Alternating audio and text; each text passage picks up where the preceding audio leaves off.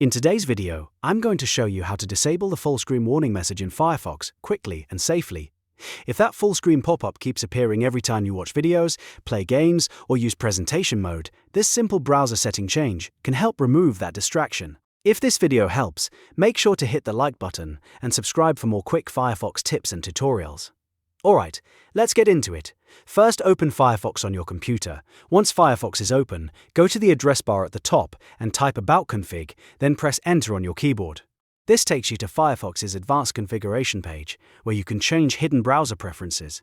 If a warning page appears, click the button that says Accept the risk and continue. Firefox shows this message to remind you that advanced settings should be changed carefully.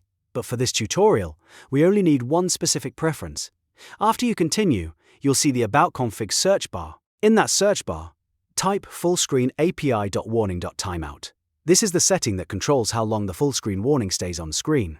Once it appears in the results, look to the right side of the setting. You should see either a pencil icon, an edit option, or you may be able to double-click the setting depending on your Firefox version. Click the pencil icon or double-click the value to edit it. The current value is usually set to 3000, which means the warning displays for 3000 milliseconds or 3 seconds. Change that value from 3000 to 0. Setting it to 0 disables the full screen warning timeout, which means the message will no longer appear the same way when you enter full screen mode.